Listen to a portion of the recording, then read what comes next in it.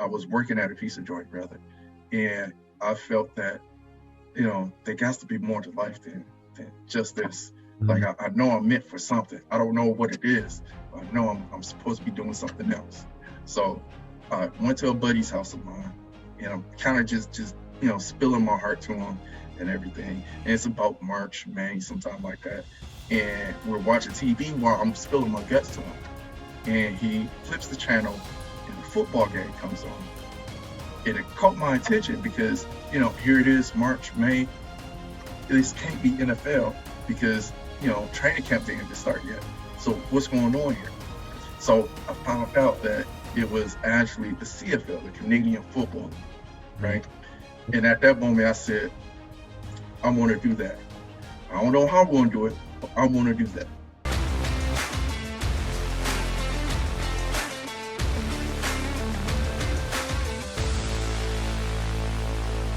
Welcome, everybody, to Unleash Your Greatness podcast. Today, I have a special guest. His name is Bernard Gleton, and he is the chancellor of the School of Hard Knocks. He's also the host of the Genesis Project podcast, and I'm super excited. He's an ex-pro football player. Bernard, welcome. I appreciate you being here. Oh, man, thank you for extending the invite to me. Yeah, absolutely. I'm super excited to have you here and to have you share your story with all the listeners so that they can understand where you came from and then where you are today and what it took you to get from there to where you are and what kind of tools or strategies or mindset you need to have to basically unleash your greatness in where you are at today. So, share. I know you and we chatted the other day, and you shared a little bit of your story growing up in, a house where, things were a little tough and people didn't believe in you and things like that. But let's go back to that time, I guess, and you tell it, and you're going to be able to tell it much better than I could. So let's go back. Okay, definitely. So let me start by saying that I am from the west side of Detroit, Michigan. I grew up with a identical twin brother. I have a younger sister. I have an older brother and an older sister as well. But in the immediate household, it was just my twin brother and my younger sister. My mother was someone who was one of the first Black female police officers in Detroit. And then she went on to do corrections. My uncle, her brother, was one of the first Black people to do, who became a state trooper at that time. And then he kind of went off and did corrections as well. So we had a scare spray program at home, literally, right? Whether we wanted it or not. We had that type of scenario at home.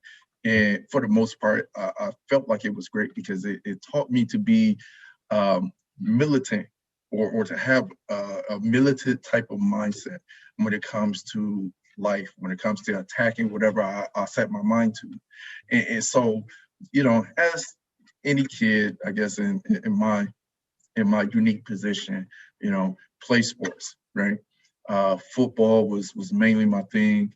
I'm about 6'5", and I used to get asked all the time, "Oh, why don't you play basketball?" "Oh yeah, I play basketball too, but football is just mainly my thing."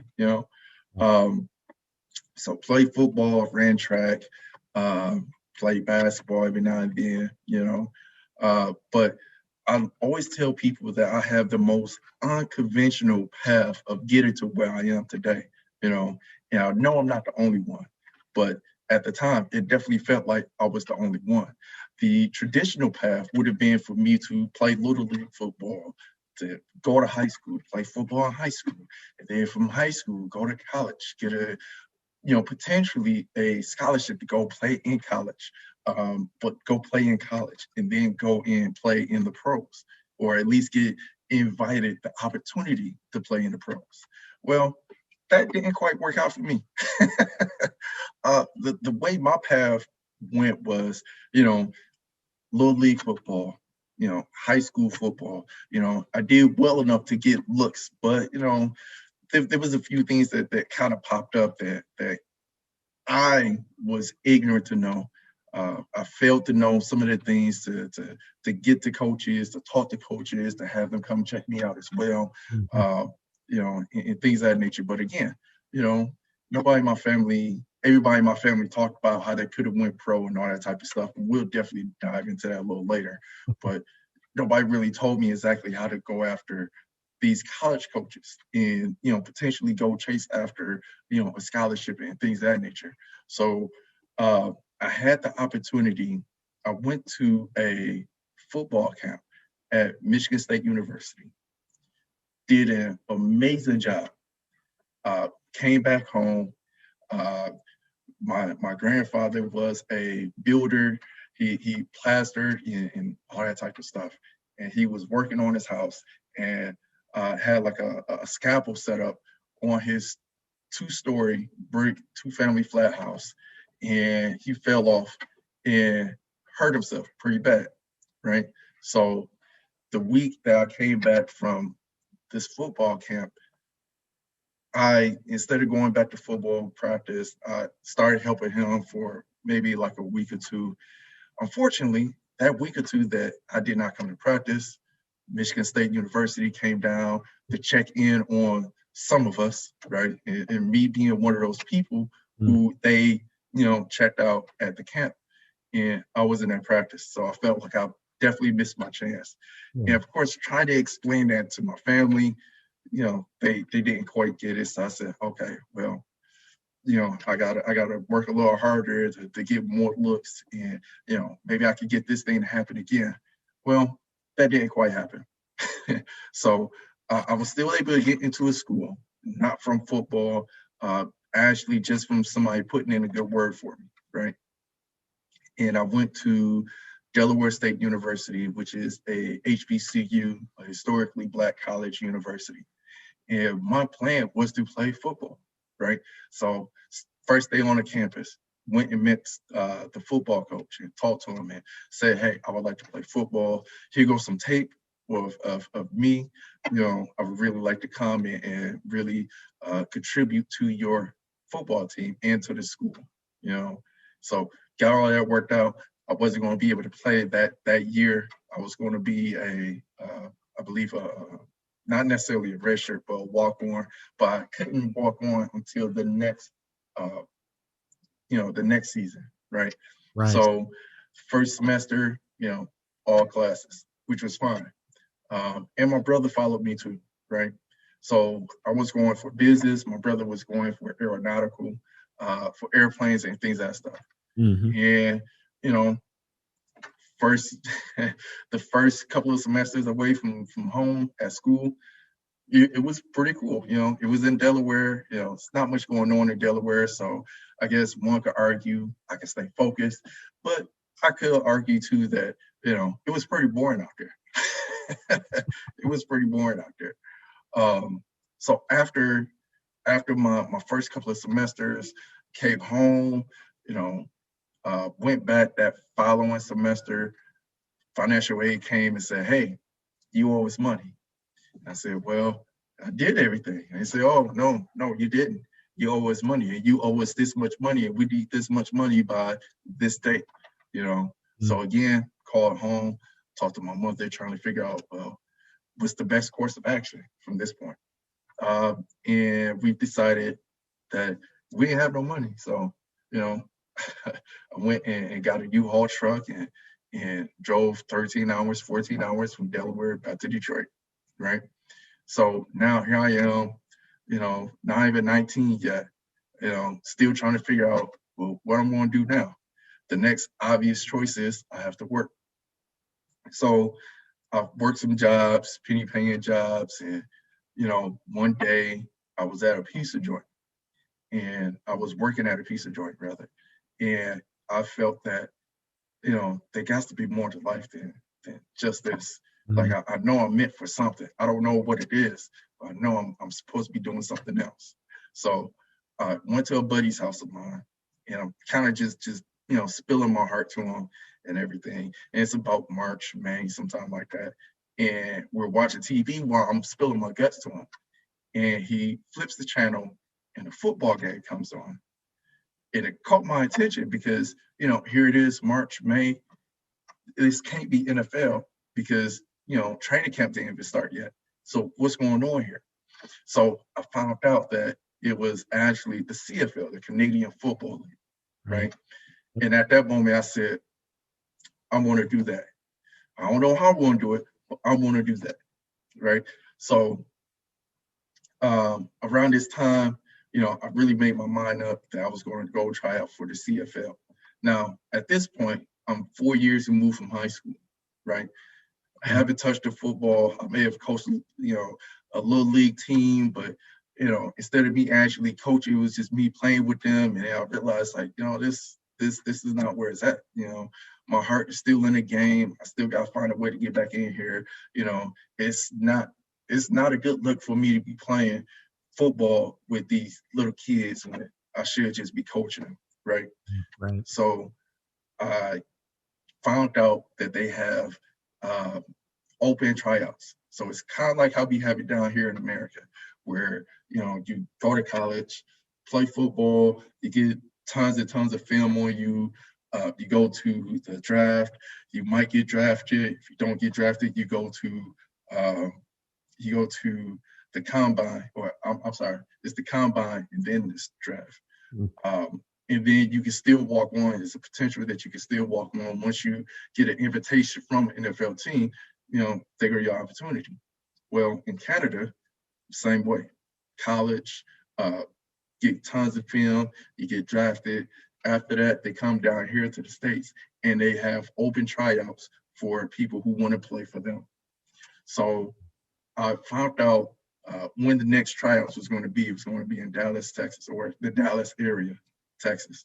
And I said, okay, this is what I'm going to do.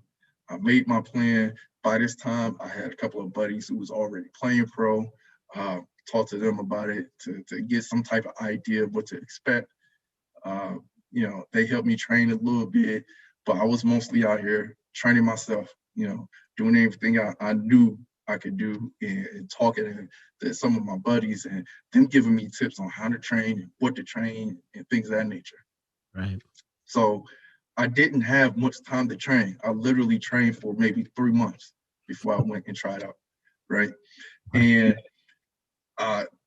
when I finally decided that I was going to go ahead and go through with this was around Thanksgiving time.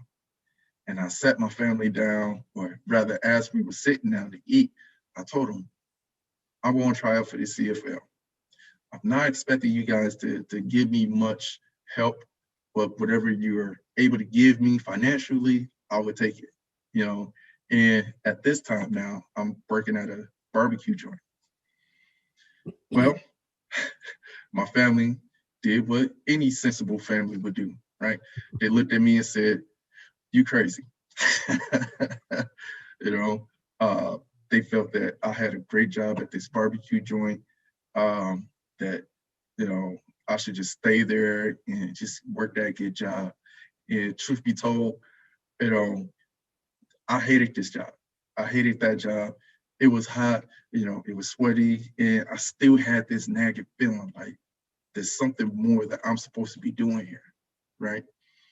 And on top of that, they was paying me peanuts, It was crazy, But my family believed that was a good job.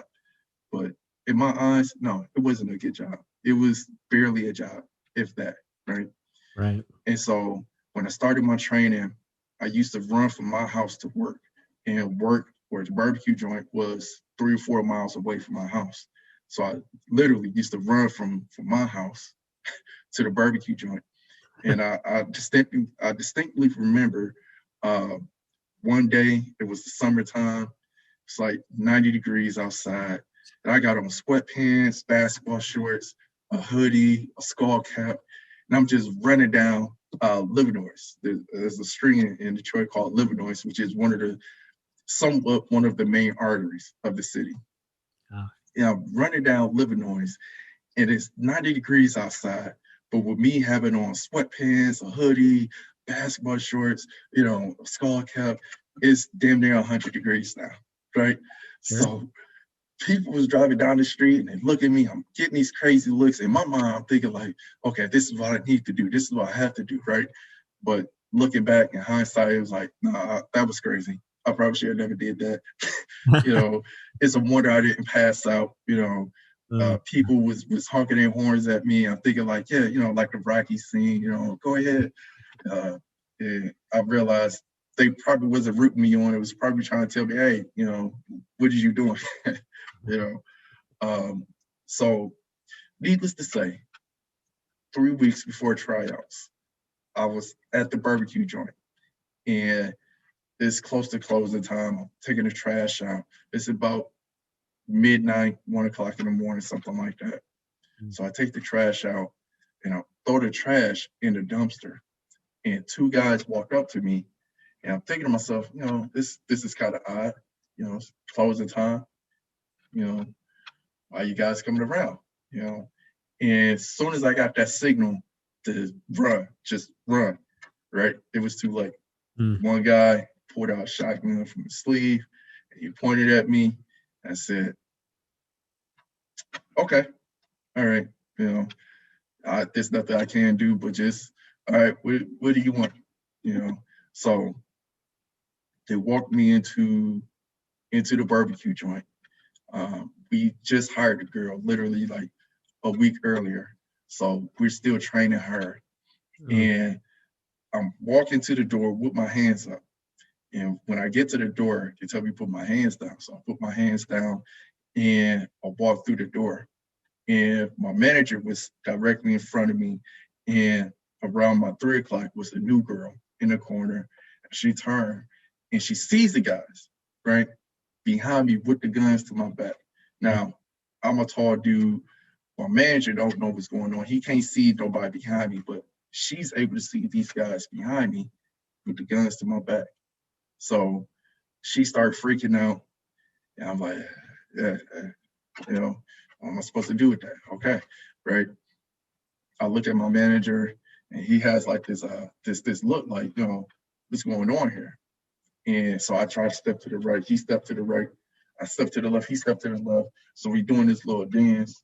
And finally, he see the guys behind me and he runs for the front door, right? And when I see him run for the front door, I'm thinking like, that's a good idea. I should do that too. So by the time I turned around to attempt to run for the front door, the other guy behind me had his gun on me. And I said, okay, maybe run is not a good idea. Yeah. So he made me get face down on the floor. And he took the barrel of the gun, and he pressed it against my head. And the girl, they wasn't really worried about her. She's still in the corner, going, just being hysterical. And as I'm laying on the floor, I hear the guy who had the gun pressed to my head say, shoot to kill, shoot to kill. So at this point, I'm thinking like, all right, I guess this is the end.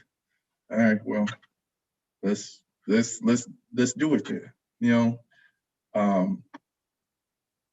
So the guy who chased after my manager made it to the front door and he ran down the street. So the guy who was chasing him ran to the front door and probably attempted to run after him. But once he made it to the street, he realized, okay, I can't be running after him because it's going to be looking suspicious. Right. So he turned around, walked back in, and at that point, I didn't know what was going to happen. I just knew, okay, this is probably going to be the enemy. He's probably going to pull the trigger, and that's probably going to be the end, right? And what ended up happening is the guy who had the gun pointed to my head, he took the butt of the gun, and he attempted to knock me out. So he hit me in my head as hard as he could. And I just remember laying there like, okay, is that it? And so they ran out. They didn't take anything. So pretty much the robbery was botched just because my manager ran to the front door. So after they ran out, I'm thinking like, okay, did he shoot me? Okay, well, let me see if I can move my arm. Okay, I can move my arm. Okay, let me see if I can move my hand. Okay, let me see if I can move my leg. Okay, so I'm not dead. okay, cool. So I got up, dusted myself off. I looked towards the front door, towards the front, and I see my manager running back across the front window. So I run over there to unlock the door to let him in, or just open the door for him to come in, run back to the back, lock the door. And the girl, the new girl, she's still hysterical or whatever else like that. And now at this point, I'm thinking like, okay, what's the next thing for me to do? Okay, we need to call the police. Call the police, waiting for them to get there. Everything is running back in my mind of what just happened. So I'm thinking like, okay, so they didn't shoot me. They attempted to knock me out. That was a weak move because, I took harder hits than that in football, So it was like, okay, the audacity of these guys, So I had to deal with that mental anguish, just trying to be able to focus on work and just everyday life, and for days after that, I seen somebody, like, for example, driving down the street, I see somebody at the bus stop with a mask on, right? And I'm in a car. And when I seen the guy with the mask on, I automatically thought, oh, he's gonna try to rob me. So I'm about to run this red light to get away from this guy. But remember, this guy's at a bus stop and I'm inside of a car, right? So before I try to step on the gas, I had that split second. I thought about it. I was like, okay, calm down. But again, that was 3 weeks before I left to go to tryouts. The next week, my cousin passed away, right? And I'm already thinking like, I don't know if I'm going to go to these tryouts. I don't even know if it's worth it, right? And the week that I was going to go to tryouts, I'm at a dollar store, and I don't know what was said, but I see people just kind of rushing out the corner of my eye. I'm in an aisle, and I got 2 bags of rubber bands because I'm supposed to buy some rubber bands for my grandparents. And I'm looking at it, and I see people rushing past, running down the aisle out the corner of my eye. So I turn my head, trying to figure out what's going on. And I don't know what this guy said, but whatever he said, I knew this place is getting robbed. Oh, no. Yeah. So I took the rubber bands, put it in my pocket, and I went out the back door. And as I'm running, I see this lady in front of me. She slipped and fall. And I think, okay, I got to help her up. And I hear this voice again. Again, I can't tell you what this guy said, but I just knew he meant business. And when I heard that voice, I feel bad for saying this, but once I heard that voice, I said, okay, sorry, lady. You're going to have to be a casualty. So I jumped over her, hit the back door, hit the emergency exit, and I ran, about 100, 200 yards down to the store, to the CVS, to let the security know, hey, Dallas store is getting robbed, call the police. Yeah. So the police come. I clearly didn't see anything. I heard something, but I can't tell you exactly what was said. But, I was going to be no help to the police. So got back in the car, drove to my grandparents' house to tell my grandparents what happened. And I remember my grandmother saying, oh, okay. Did you get the rubber bands I asked you to get? Oh, I'm like, yeah. And I gave her both bags, and I realized I stole these bags. So now I feel even more bad, right? Yeah. And now, after some time, maybe like a day or so, I was thinking like, am I still gonna go through with tryouts? And I decided, you know what? I got robbed the first time. I was like, I don't know if I'm gonna go. My cousin passed away. Now I was looking like, yeah, I might just go. Get robbed the third time, or the second time rather. It's like, I definitely need to go at this point. What else can I lose? What else can happen? I've been robbed twice. My cousin died. If I stay here any longer, who knows? maybe my luck will run out and maybe I won't be here. You know what I'm saying? Yeah. So the day that I was supposed to leave to go to tryouts, first off, let me say that I had to pay to fly down to the Dallas area. I had to pay for tryouts. I also had to pay for my brother to get down there with me, my older brother to get down there with me. Fortunately, his son, my nephew, stays in Dallas. So I didn't have to spend money on a hotel. Nice. I just had to spend money on just food and, maybe put a little gas in, you know, my nephew's mother's car, right? And I literally worked, beg, borrowed, and damn near steal to get down there, right? So the day of the viewing of my cousin's body, I show up to the funeral home with my luggage. And my family begged and pleaded me to stay. And I'm like, nah, I'm gonna go. And they're like, no, we're not gonna let you leave. And so this went on for maybe about an hour or so. I said, okay, all right, listen, I won't go. I promise you I won't go. So during the time of prayer, I called everybody with their heads down. I got up, grabbed my bag, and I walked out the front door into my brother's car, who was outside waiting, and we drove to the airport, and I flew off that night. So of course, my family felt some type of way about me doing such, right? But in all honesty, I felt like I did what I needed to do for myself, right? And on my show, I have what I call the Genesis moment, right? And the Genesis moment is when you come to a fork in your road of your life, and you could go right, you could go left. It doesn't have to be good, it doesn't have to be bad, but you can see what your life could be like beyond those first steps. And that's a Genesis moment. So in this scenario, my Genesis moment was getting robbed twice. My cousin passed it away. And you're going to see some more Genesis moments as the story unfolds. So my brother and I, my older brother and I, we fly down to Dallas, really excited, I'm nervous, all this type of stuff, and something told me, hey, tryouts is like X amount of dollars. You need to make sure you got that much. So I'm like, okay, cool. So I'm checking my money, kind of find out I don't have enough money to try out. Oh, no. And this is the day before tryouts. So now I'm like, man, what I'm going to do.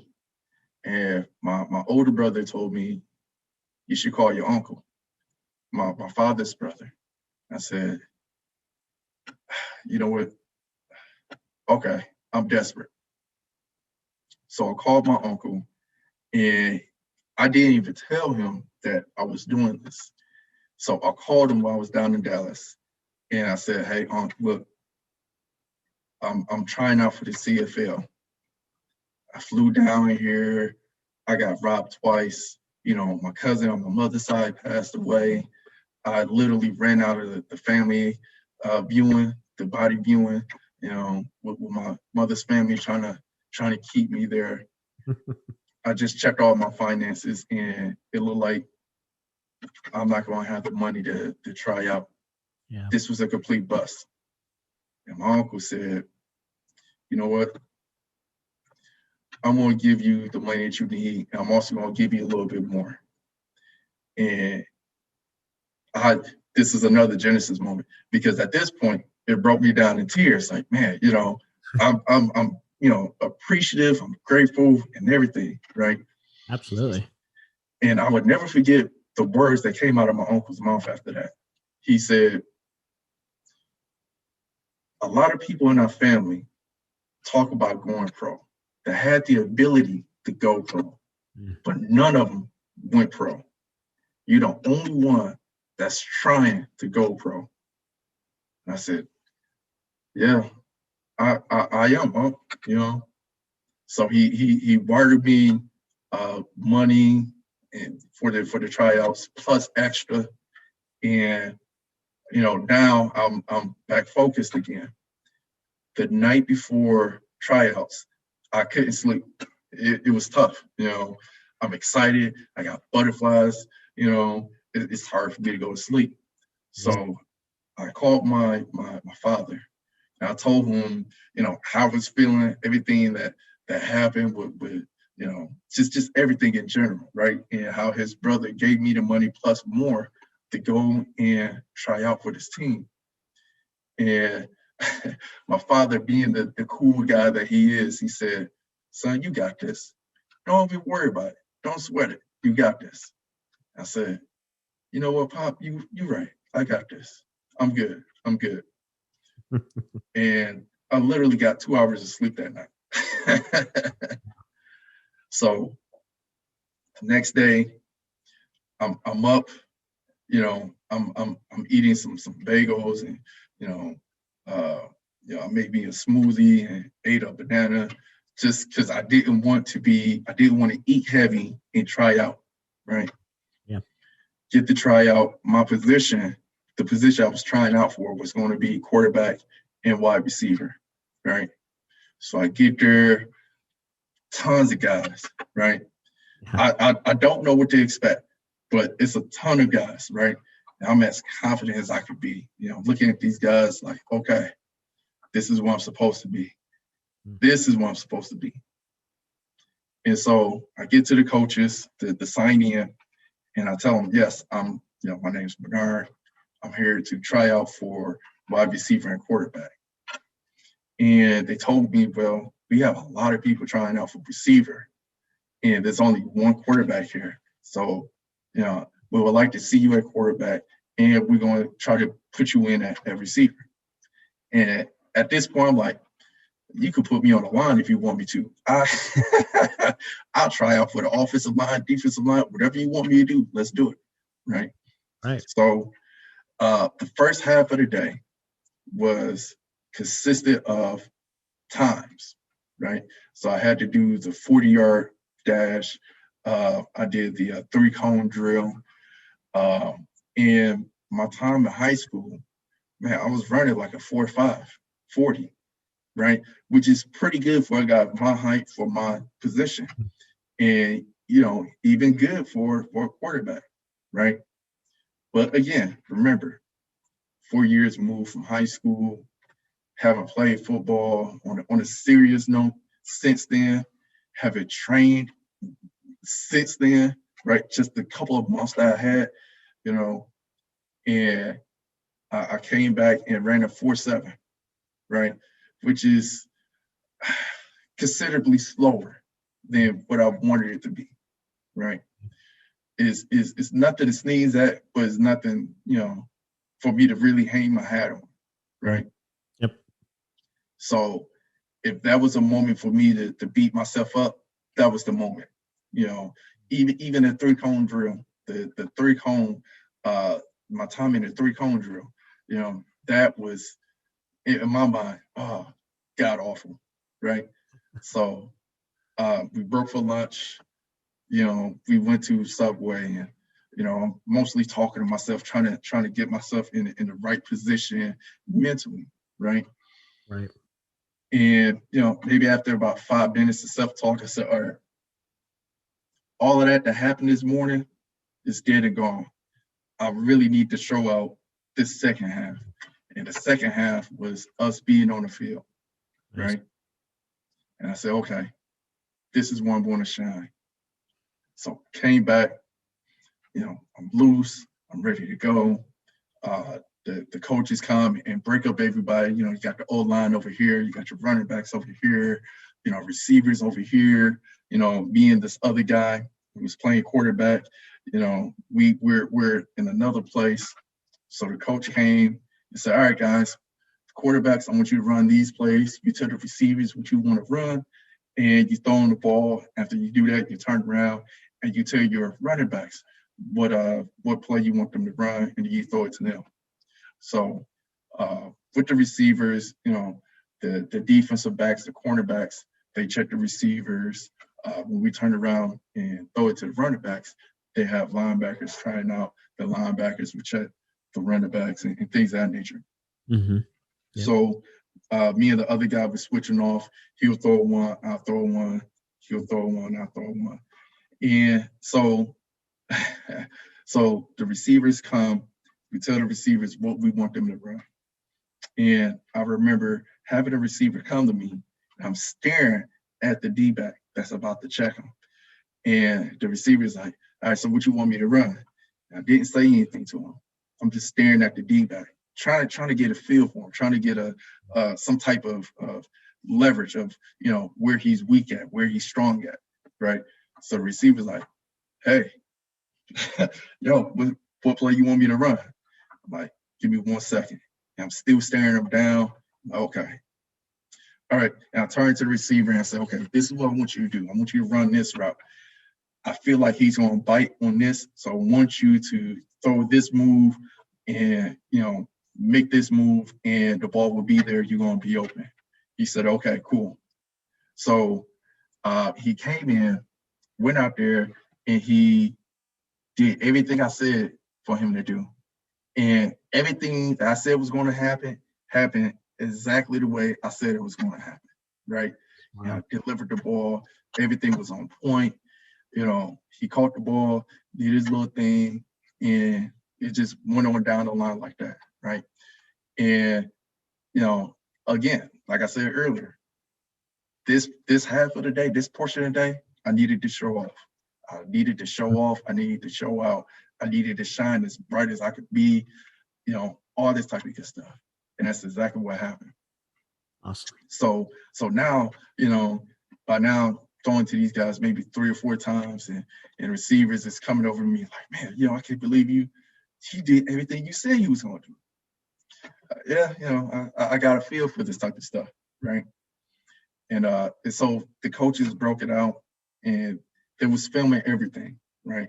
The coaches said, all right, good tryouts, fellas.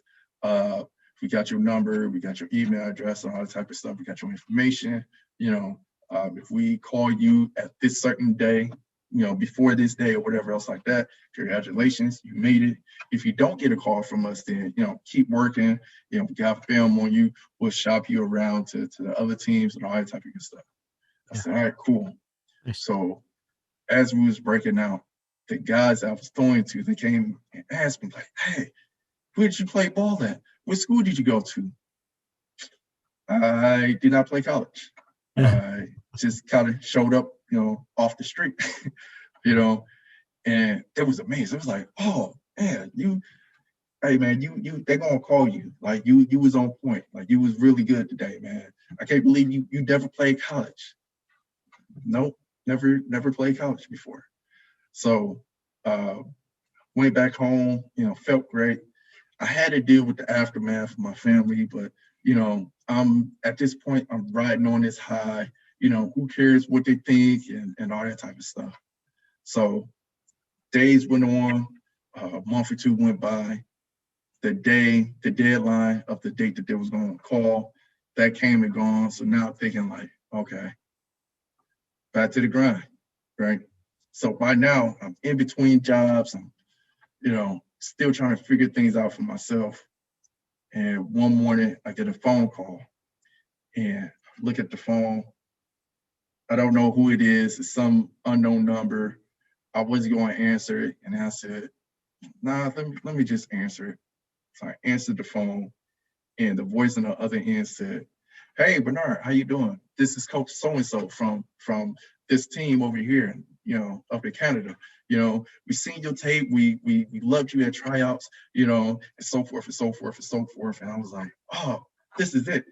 Now, mind you, I'm almost dead to the world, right?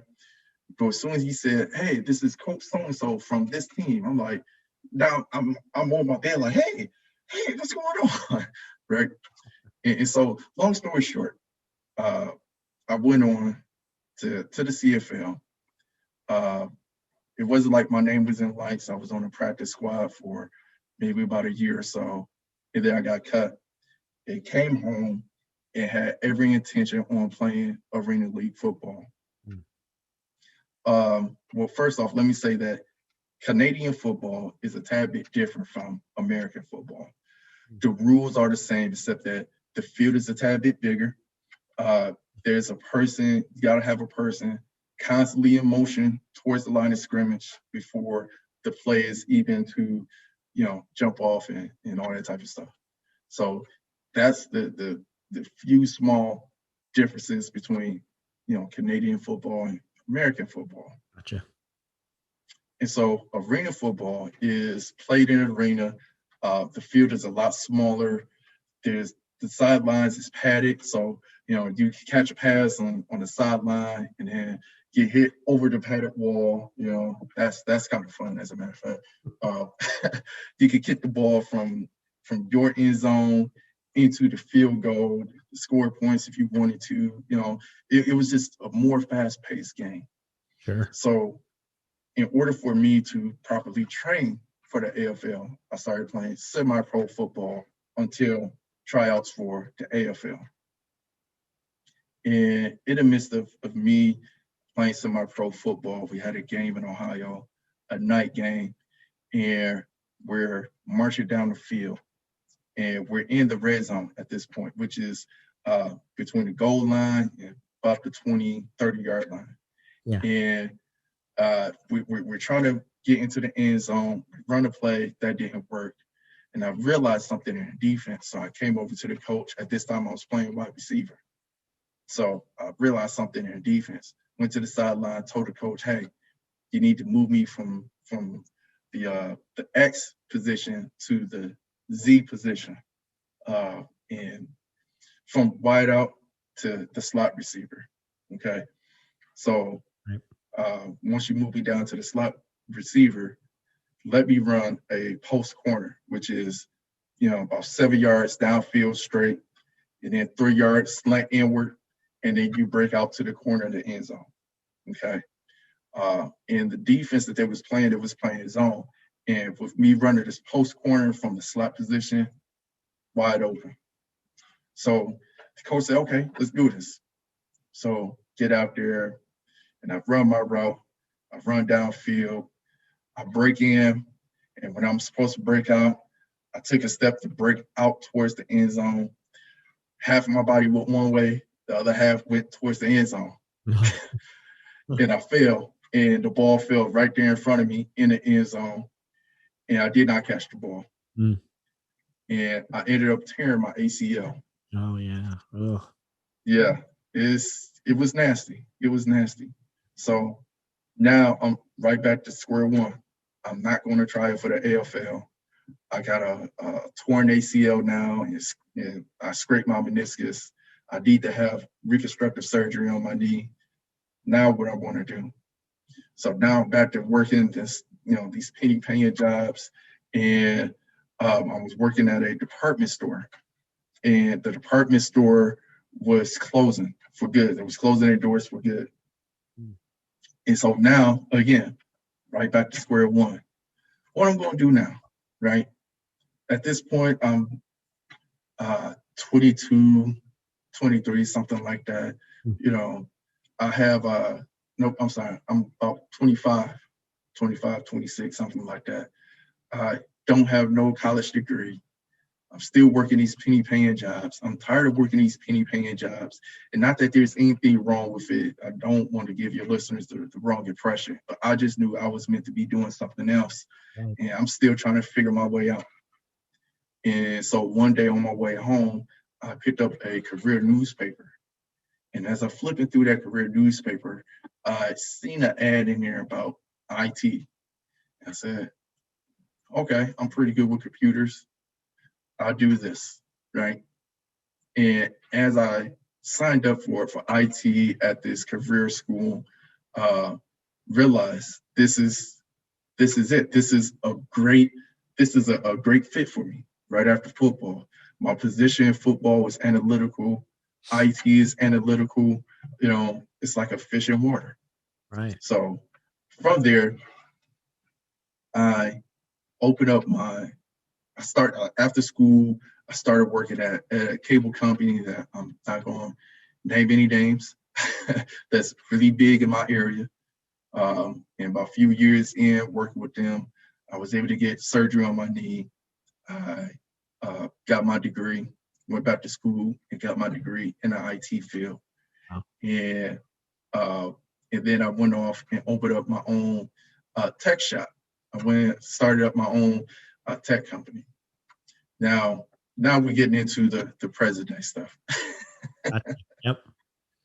Yeah. So sorry, there's so much to unwrap already that I want to kind of ask a few questions, because, going from this unconventional way to this playing pro football, and there's a lot of things in there that I think, for me personally, could be very beneficial to kind of pick your brain out a little bit. So first thing is, when you said that you felt like, and you've said this a few times, that you were meant for more, like there was more for you out there. yeah. I, for one, have felt that way myself a number of times in my life, where I'm like, man, there's got to be something more out there. And I think everybody feels that way at some point in their life. Mm-hmm. And that's the call for what I call for greatness, right? That there's something just brewing inside of you, wanting to come out, and that that you're meant for more than just working at this 9-to-5 job, or going to work every day and then coming home and sitting and watching TV. And I hope that everybody understands that that's a good thing to feel that. And there's nothing wrong with wanting to go after your dreams, even when your family, like you were saying, your family was like, no, don't go do that. We don't think you can do it, or you shouldn't leave us. Right. And yeah. so, I mean, everybody needs to understand that when you face those, what you call Genesis moments, where you can pick a fork in the road, always pick the one that is right for you. Don't let anybody else tell you which one is right or wrong for you. In your heart, because it's there. It's waiting to come out. The greatness is telling you which way to go. And so I wanted to point that out, that you had that. And another thing that I loved is when you were going through all those hard things right before you were going to go try out for the CFL, is, you're getting robbed twice, your brother or your cousin, passing away, and you're like, oh, I don't know. Anytime that we are getting ready to do something more with our life, there's always going to be friction, right? There's always going to be something there that's trying to hold us back and stopping us from going forward in life. I don't know. Maybe you can expand on that, because you definitely felt some friction there, right? Something. Yeah. And luckily you pushed past that and were able to continue on your path to go after your dream of joining pro football. And you tried out for the CFL and you made it. And then you face this other obstacle of, man, I get cut, and then I tear my ACL, and now you got to find this whole new thing that you got to, you haven't ever planned for, and you've got to pivot. You've got to find a new direction in your life. And so another Genesis moment, right?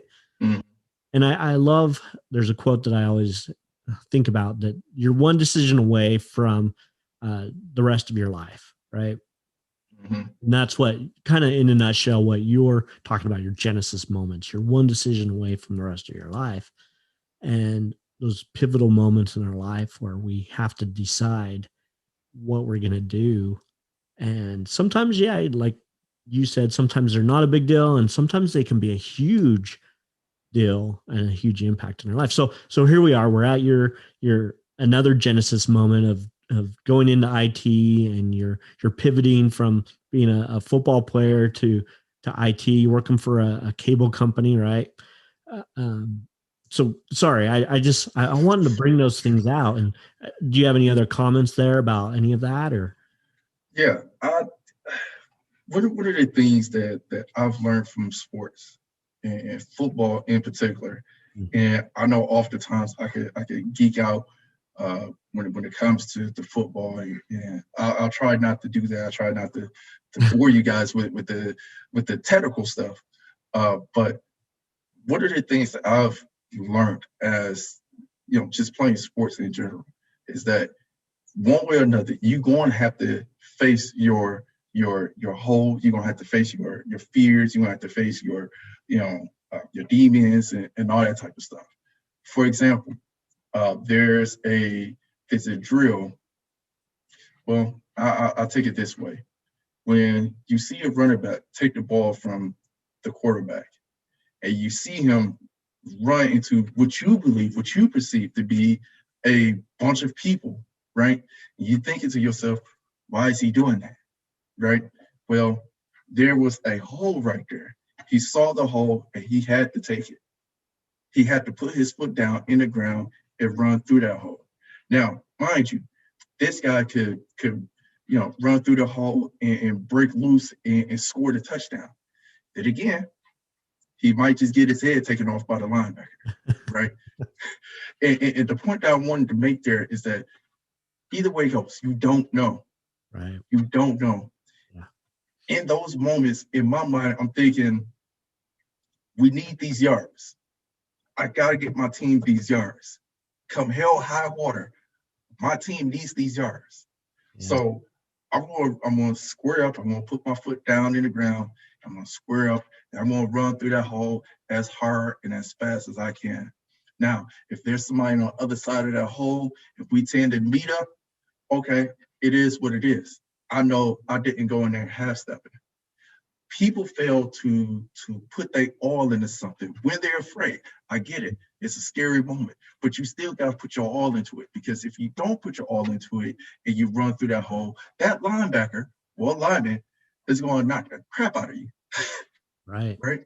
Yeah. If you put your all into it and you run through that hole and you still get knocked the crap out of you, at least you put everything into it. Right. Oh. And then again, you could run the crap out of him. You could knock the crap out of him and you could still break loose. You don't know. Yeah. So I'm saying that to say that while it's scary, while it's fearful, your mindset got to be set on, I got to get this done. I got to get this done. And I could dig more into it. But I know this is a time podcast. So I won't get too deep into it. But for the most part, the me playing sports trained me on how to handle my fear. That's not to say that I don't be fearful. It's me dealing with my fear to still move forward. So if you look at the Navy SEALs, nobody wants to go through a room and get shot at, and still move forward and still be composed, but they're trained for that. So sports trained me to deal with my fears, to take those risks, because it may work, it may not work, right? Yeah. And so from there, back to present day, I went off, started my own IT company, and in the midst of that, I said, I need to get clients. So I started the podcast, the Genesis Project podcast, with all the intentions of getting more people into my tech business. Yeah. Well, in the midst of me doing that, I realized I like doing this way more than the tech stuff. Yeah, awesome. Yeah. And from doing that, I turned around and I built a media company called All To It Media. And what I do now is I offer my course on how to start a business, go from idea to incorporate it in less than 24 hours. Because in the midst of me starting my businesses, I did what everybody else did. I went to people I knew and asked, how do you start a business, right? And 90% of them never started a business before. They had great ideas, great suggestions, but they just never started a business before. Right. And the 10% that did start a business, they couldn't remember what they did to start the business. So, I had to go through the school of hard knocks, pun intended. And that's why my podcast is called the Genesis Project Podcast, business principles for beginners from the school of hard knocks. And I created this course to teach people how to start their business. And I put that underneath my media company. I also sell ebooks in my media company, but not to get completely away from my techie, nerdy side of me. I still offer my tech services, but in a different way now. So now I offer branding and I offer marketing. Branding in the sense of me creating websites, marketing in the sense of setting up a podcast tour for businesses, right? So you and I know the one thing that we have in common as podcasters is that we all need guests, right? Right. So now what I do is I take my clients, if I get a brand new business, if I get a client that just started a business, I will build their website. And then I will put them on a tour of podcasters to get them out there to market. And while people want to, say whatever they want to say, it's far cheaper than Facebook. It's far cheaper than Instagram, than Google ads. You know what I mean? Right. Because everybody is podcasting. All your potential clients and customers is listening to podcasts. So you jump on a podcast tour, you jump on everybody's podcast that you can that's dealing with your product, and you get in front of your people by jumping on their podcast. And so that's the third leg of my media company. Nice. Yeah, that's awesome. It's pretty, putting yourself out there sometimes and getting on like interviews like this, or even just starting your own podcast can be a little intimidating sometimes to, get customers or market yourself. But when you do that and you get better as you go, but you start to learn a lot more about yourself, I think. So, yeah.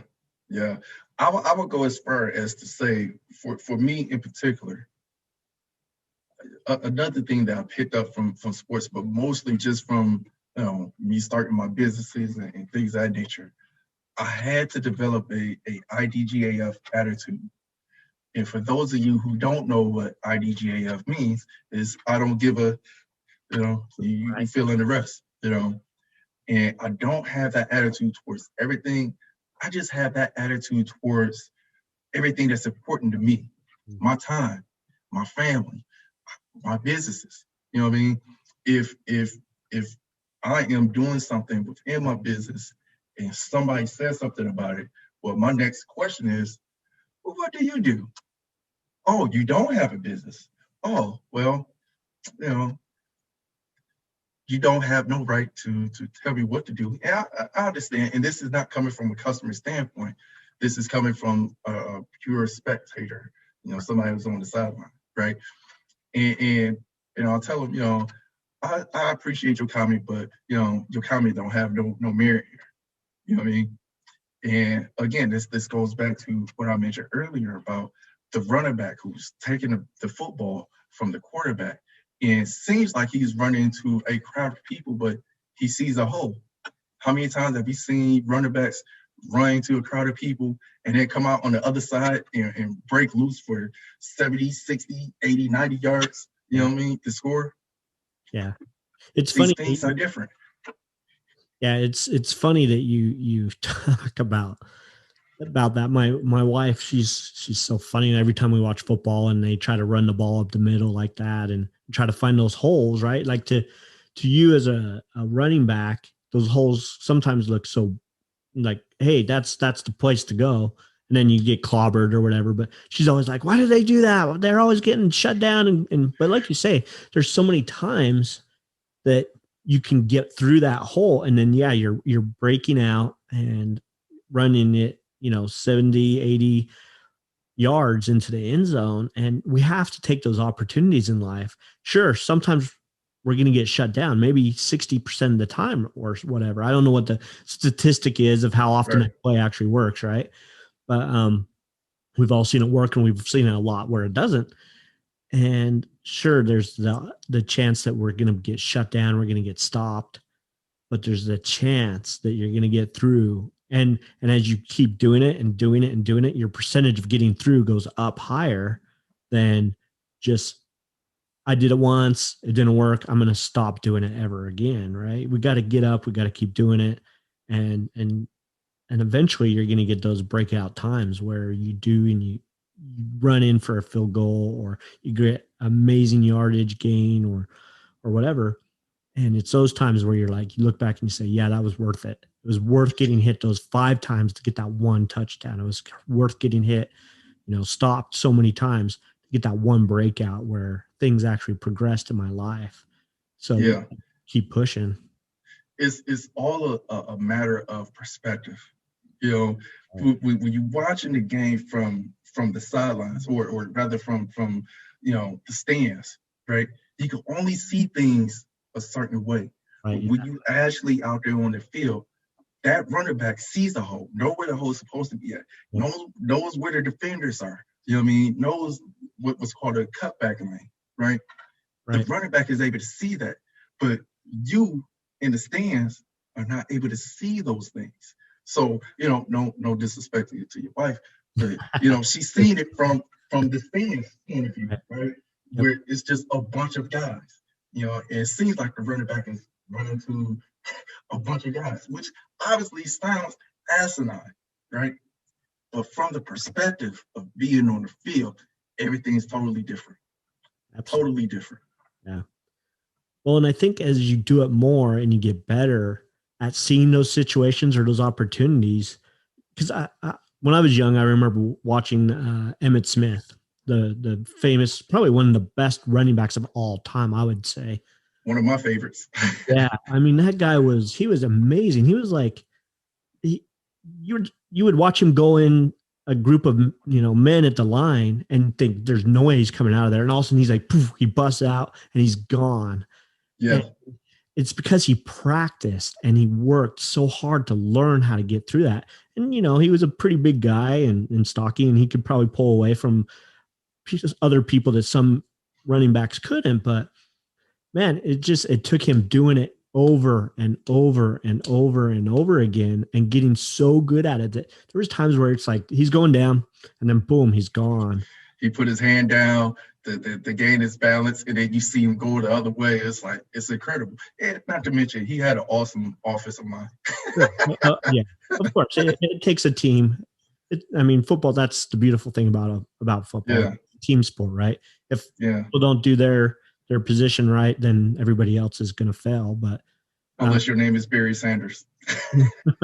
Sure. There's definitely those people that make it a lot less of a chance that they'll fail if the team members don't do their part. But for the most part, there's got to be some team effort there. But it always amazes me that people are like, well, I tried it once, it didn't work, I'm going to not do that again.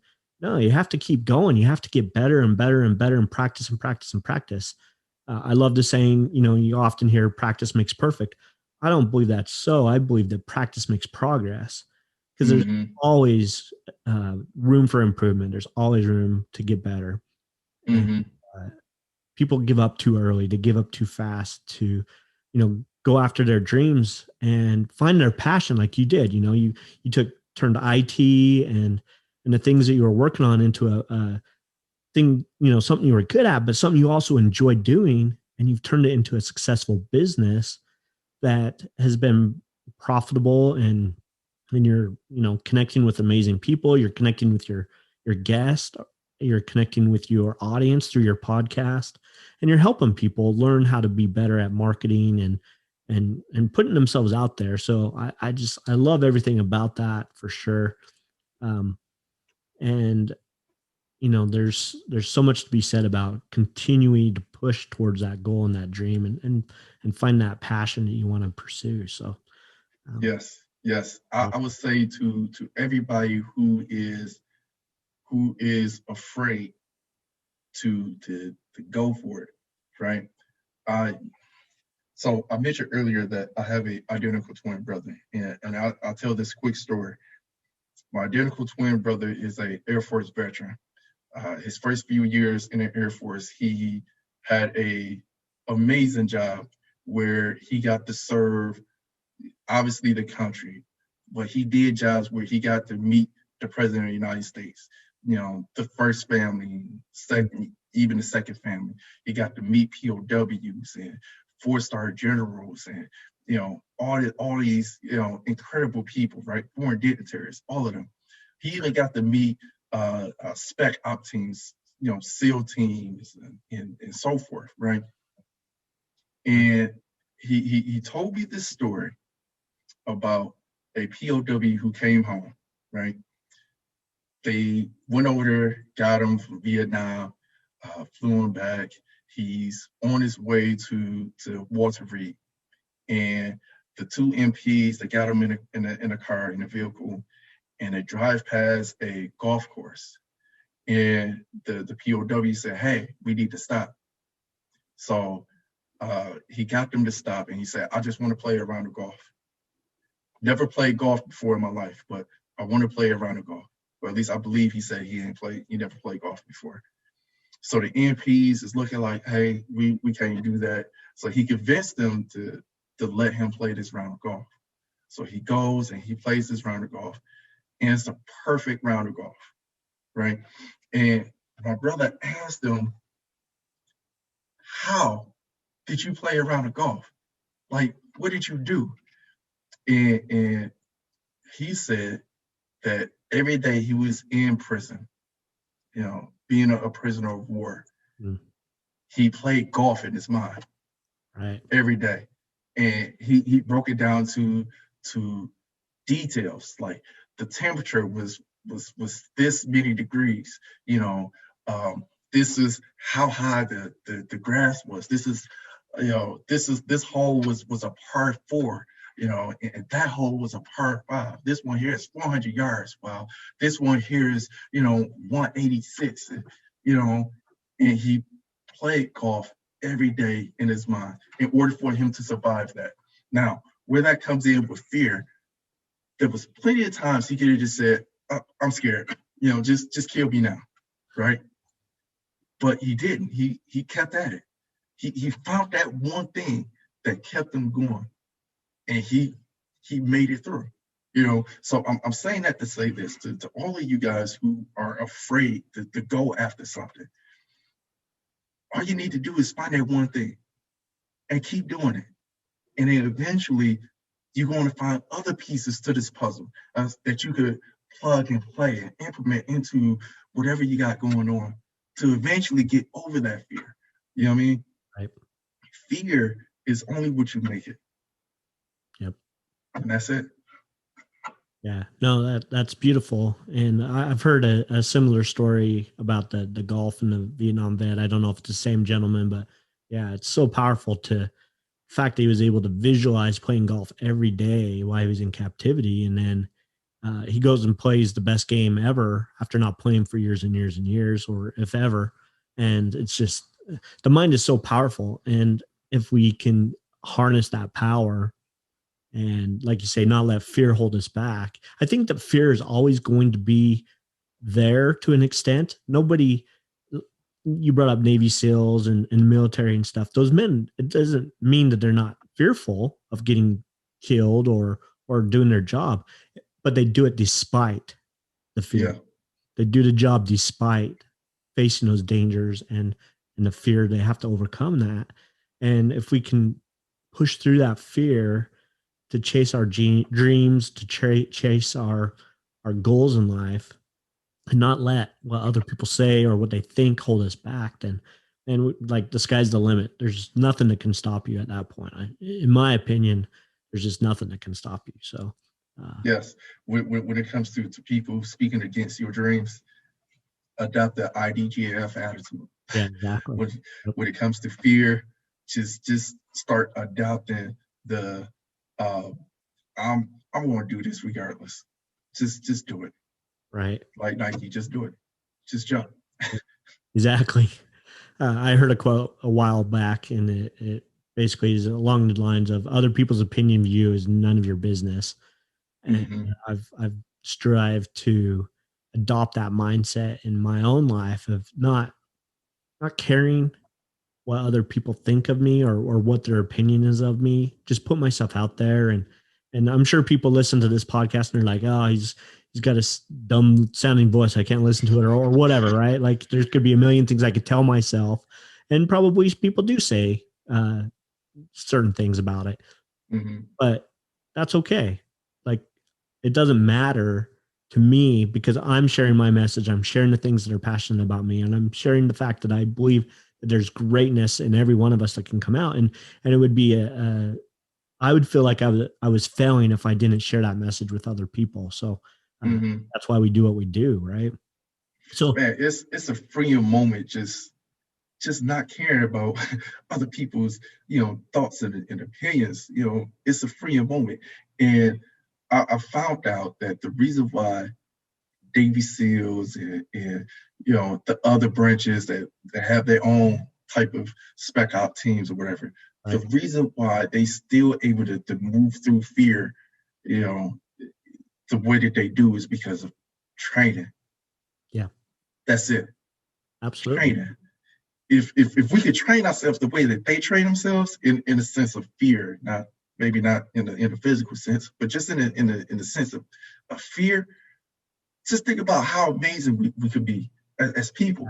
There's a reason why Michael Jordan is Michael Jordan. There's a reason why he was able to score 60, you know, in a game where he had the stomach, the stomach virus. You oh, know, that hurts me that you brought that up. 'Cause I used to be I'm from Utah, so I'm a Utah Jazz fan back in the day. And, oh, I'm so sorry, man. I'm I so was a high sorry. school student when that was all going on. So that was very painful to watch, but I've since got over it. And yes, Michael Jordan is a fantastic player, or was. I mean, he's still fantastic. He still whooped me, but Yeah, anyway. yeah. But yeah, you're But right.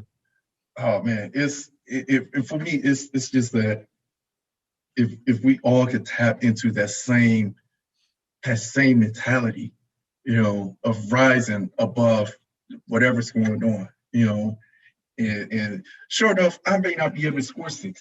If I score 5 points, but hell, even 2 points, hey, I scored. Regardless, I scored. I did my part. You know what I'm saying? Sure. But and essentially, I'm just trying to get to the point that you know we all got it in us, like you were saying, we all got it in us. Yeah. It's just a matter of you getting out, of you bringing it out, and the only way you'll be able to bring it out is through training yourself mentally, training yourself physically, and just telling yourself, "Oh, I'm doing this. Hell, high water, I'm doing this." Yeah. Yeah, for sure. So, I always like to wrap up the interviews with this one question, and maybe you've already stated most of it, but I want to ask you to either restate or share your perspective. Is what is the one to three things that you would say to somebody who needs to unleash the greatness within themselves? What would you say are the top three things that someone needs to do? So there's a guy from my city, from Detroit. He goes by the name of Dr. Eric Thomas. Mm. A lot of you guys may have heard this, maybe you haven't heard this, but he has a video that says, when you want to succeed as bad as you want to breathe, that's when you become successful, right? So to those people who are willing and looking and trying as hard as they can to unleash, right? Yep. When you want it as bad as you want to succeed, when you want it as bad as you want to breathe, Right. that's when you get it. Keep at it. Keep at it. Yeah. Keep at it and don't let go. Don't care what anybody else say. You're doing this for you. It's only you versus you. It's not you versus the world. It's you versus you. You got to be better than what you was the day before. Right. You got to be better than the day you was before that, and so forth and so forth. So everything is dependent on you. That's it. There's no secret sauce. It's all on you. How you train your mind, how you train yourself physically, how you train yourself spiritually. It's all on you. Yeah. It's all in you. Yeah. Love that. That's beautiful. And I love the being better every day. One of the sayings here at my wife and I's company, or Rise to Connect, is be better, do better.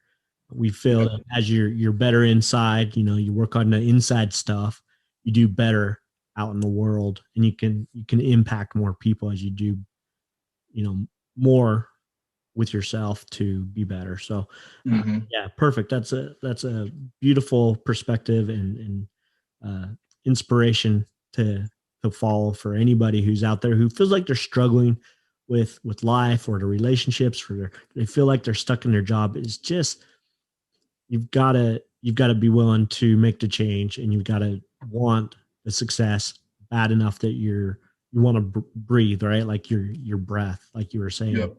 So Yep. Beautifully said. So Bernard, I super appreciate everything that you have brought to the interview today. Your story is amazing, and I urge anybody who wants to hear more about Bernard to go to his Genesis Project podcast to find him. I'll put a link in the description, as well as any other websites or anything that you want to send people to. Where else can they find you, Bernard? So I am on pretty much everywhere. I'm on Instagram. I am on Twitter. I am on Facebook. You can find me on Instagram and Facebook at Genesis Project Podcast. On Twitter, I am Podcast Genesis. You can find me at my website, www.genesisprojectpodcast.com. And I'll also say this as a special announcement. I have a virtual summit coming out, a one-day virtual summit coming out in April 28th at 12 o'clock. And that summit is going to be on how you can start your business. I'm going to have a business lawyer talk to us. I'm going to have an accountant talk to us. And myself, as well as my business partner, will be talking about marketing as well as sales. So if you're looking to start a business, I would tell you, come check me out. To sign up for it, it's only $26.99. And you're getting all of this information. $26.99. You can find me at genesisprojectpodcast.com /starting line summit, because we all need to start. It's time to start this race. So come on, baby, let's get into this race. Absolutely. Perfect. So I'm gonna put those links in the description as well, so that people can find you. If you're interested in starting a business, and Bernard is the guy to go talk to. He can help you get started and set up all the moving cogs that it takes. A lot of people think that it's a lot harder than it really is to start, an LLC or a quick business. But it really, you just need to know a little know-how, and Bernard can help you get there. So especially with a lawyer helping, give some insight there, protect yourself, from the business standpoint is amazing. So I'm going to check that out myself for sure. And again, Bernard, thank you so much. And I appreciate your time and your insight. Your story is amazing, going from where you were and being a business owner, helping people start their small businesses up and going in the right direction. So I appreciate your time, and everybody go and check out Bernard at the Genesis Project Podcast, and we'll see you all later.